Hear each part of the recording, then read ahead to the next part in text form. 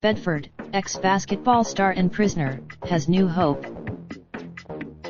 Memphis U2 men, both in their 50s, sat 5 feet apart last week at a long conference table on the 7th floor of Memphis City Hall. By appearance, the difference between them was striking. One, Earl Wilson, 51, is mid-sized and stocky. His hair is a light, the other man is tall, NBA level tall, in fact. As the big man is, wait, this ain't? No, Wilson, yeah, the big man, William Bedford, 55, replied.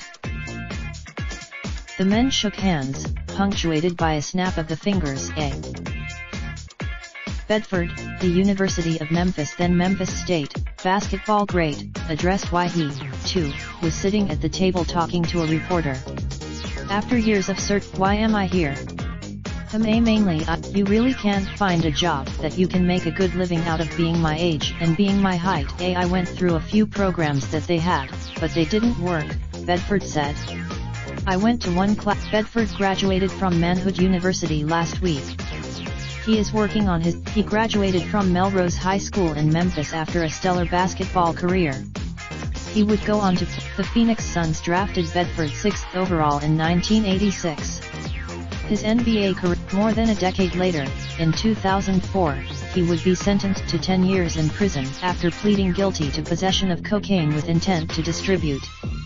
Many of the document, it's like you're trying to live that same lifestyle. Your checks, not. Bedford left federal prison in 2011, and a halfway house in 2012, he said. Federal court Since then, he's worked as a car salesman at Memphis area dealerships and tried to find a guidance program that was right for him, he said.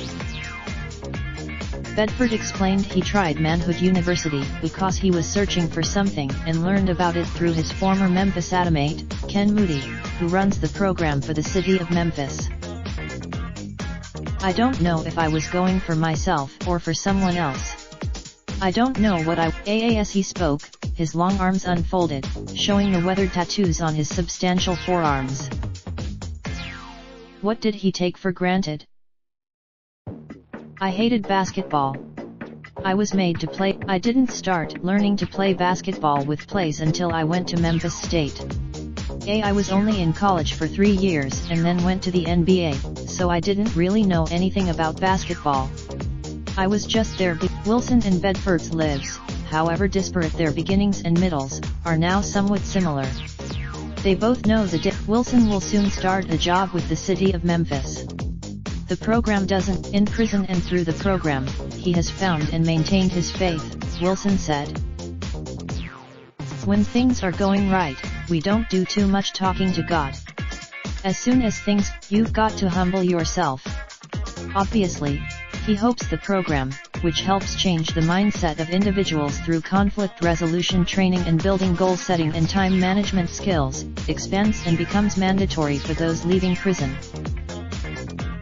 They should have this program set up so that it's mandatory when guys get out. A part of your aftercare. When you go to prison, you actually leave that age out on the street. You become a whole Bedford doesn't have a job now. He would like one. I would like to be director of a community center somewhere here in town, preferably Orange Mound.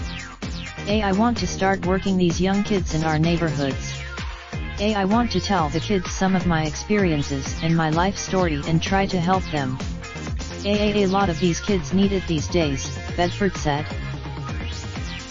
Manhood University will expand, too. The program, which is now offered at 6 sites across Memphis, will also begin to work with inmates about 60 days ahead of their scheduled release date at the Mark Luttrell Transition Center, the city and Tennessee Department of Corrections has announced. The men behind bars today are also our neighbors of tomorrow, and the success of our communities hinges on their successful re-entry. The men at the program has helped more than 300 participants so far, according to the city of Memphis. Life is about forgiveness, second chances, and lending a helping hand to those who need it when and where we can, Mayor Jim Strickland said in a statement.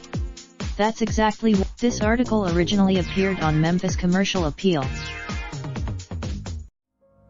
Raindrop, drop top, top smoking, no cooking the hot pot. Fucking on your bitch, yeah, that. Looking up, open the park,